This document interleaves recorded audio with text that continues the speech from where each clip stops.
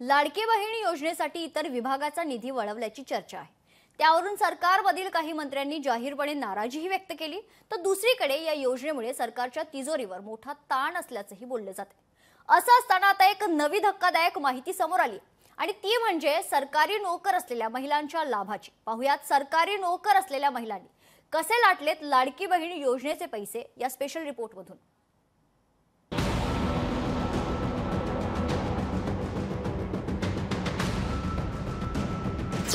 लाडकी बहीण योजनेत सरकारी लाड, हजारो सरकारी कर्मचारी महिलांनी घेतला लाभ। त्या लाडक्या बहिणींवर कारवाई होणार।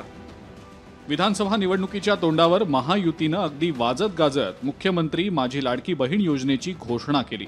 त्यानंतर लाडक्या बहिणींनी महायुतीच्या ताटात मतांची ओवाळणी टाकली। त्यामुळे महायुतीच्या कपाळावर सत्तेचा टिळा लागला। मात्र त्यानंतर लाखोंच्या संख्येनं लाडक्या बहिणी अपात्र ठरल्या। त्यावर विरोधकांनी सरकारवर टीकेचे बाण सोडले। मात्र आता याच योजनेत एक नवी धक्कादायक माहिती समोर आलेली आहे। खरं तर सरकारी नोकरी असलेल्या महिला या योजनेचा लाभ घेऊ शकत नाही, तरीही हजारो सरकारी नोकर असलेल्या महिलांनी लाडकी बहीण योजनेचा लाभ घेतल्याचं उघड झालंय। तक्रारीनंतर 1,60,559 कर्मचाऱ्यांची तपासणी, 2,652 महिला कर्मचाऱ्यांनी पैसे लाटल्याचं समोर। ऑगस्ट 2024 पासून एप्रिल 2025 पर्यंत घेतला लाभ। 9 महिन्यात महिला कर्मचाऱ्यांना 13,500 रुपये मिळाले। महिला सरकारी कर्मचाऱ्यांनी एकूण 3,58,00,000 रुपये लाटले। सरकारनं योजना सुरू केली तेव्हा फार पडताळणी न करता पैसे दिले। त्यानंतर अनेक महिला अपात्र ठरल्या। मात्र आता ज्या सरकारी महिलांचे अर्ज पात्र केले त्या अधिकाऱ्यांवर कारवाई करावी अशी मागणी करत विरोधकांनी सरकारवर टीकास्त्र डागलाय। ज्या ठिकाणी असे क्रायटेरिया डावलून ज्यांना लाडकी बहिणीचे पैसे दिले असतील, ज्या अधिकाऱ्यांनी मंजूर केले त्या अधिकाऱ्याच्या वेतनामधून हे कपात केली पाहिजे। लाडक्या बहिणीला धक्का लावता कामा नये आणि म्हणून त्यांच्याकडून फक्त चार्ज काढून चालणार नाही, तर त्यांना निलंबित केलं पाहिजे, सेवेतून घरी बसवलं पाहिजे। सेवकाने सांगितलं की सरकारी कर्मचाऱ्यांनी भरू नका म्हणून सरसकट हे वाक्य होती। देणार 1,500 रुपये, गवगवा केला 4-5 कोटीचा आणि लोकांना भुलवलं। काय बोलतापणा बळी पडले या महिला। मागे घ्यायचं नाही घ्यायचं ते आता बहिणी ठरवतील। त्यांनी जर मागे घेतलं तर बहिणी त्यांना मागे टाकतील। दरम्यान सध्या 1,20,000 महिलांची पडताळणी झाली असून अद्याप 6 लाख महिलांची पडताळणी शिल्लक आहे। त्यामुळे हा आकडा अजूनही वाढू शकतो। त्यावर सत्ताधारी नेते काय म्हणतायत ते देखील पहा।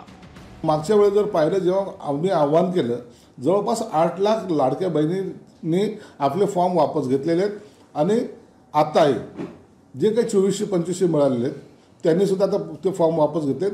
परंतु जे झालं ते झालं, यापुढे कोणी असं करू नये अशी विनंती सरकारमार्फत सर्वांना करण्यात येते। लाडक्या बहिणींसाठी केलेल्या योजना आहेत, ज्येष्ठ नागरिकांसाठी ज्या योजना केलेल्या आहेत त्या योजनांमुळे उलट राज्य शासनाची प्रतिमा पूर्ण देशामध्ये चांगल्या पातळीवर गेलेली आणि काही नाही आम्हाला तो निधी देऊन सुद्धा आम्ही इतर ज्या विकासाचे मुद्दे आहेत किंवा विकासाचे प्रश्न ते मार्गी लावू शकतो। लाडकी बहीण योजनेचा लाभ जर सरकारी कर्मचारी महिला घेत असतील तर हे योग्य नसल्याचं माजी मंत्री अनिल देशमुखांनी म्हटलंय। तर ज्या सरकारी कर्मचारी महिला आहेत किंवा ज्या कर भरतायत त्यांनी या योजनेचा लाभ घेणं चुकीचं असल्याचं मंत्री गिरीश महाजनांचं म्हणणं आहे। शासकीय कर्मचारी एखादी महिला असेल ती जर लाभ घेत असेल लाडल्या बहिणीचा तर अतिशय चुकीचं आहे। राज्य शासनाने त्यांच्याकडनं पैशाची वसुली केली पाहिजे। सरकारी कर्मचारी असतील किंवा जे इन्कम टॅक्स पेअर आहेत त्यांचे त्याच्यामध्ये नाव आलेले आहेत, ज्यांना गरज नाही, पूर्ण पेपर नाहीत, असे काही भगिनी असतील, मला वाटतं ज्यांनी चुकीच्या पद्धतीने या स्कीमचा फायदा घेतला असतील, मला वाटतं ते आता यापुढे त्यांना फायदा मिळणार नाही, त्यांना योजनेतून बाद करण्यात येईल। आधीच लाडकी बहीण योजनेमुळे राज्याच्या तिजोरीवर ताण पडल्याचं बोललं जात आहे। त्यातच इतर अनेक विभागांचा निधी या योजनेसाठी वळवल्याचाही सातत्यानं आरोप होतोय। इतकं सगळं असताना सरकारी कर्मचारी असूनही हजारो महिलांनी या योजनेचा लाभ घेतल्यानं मोठी खळबळ उडालेली आहे।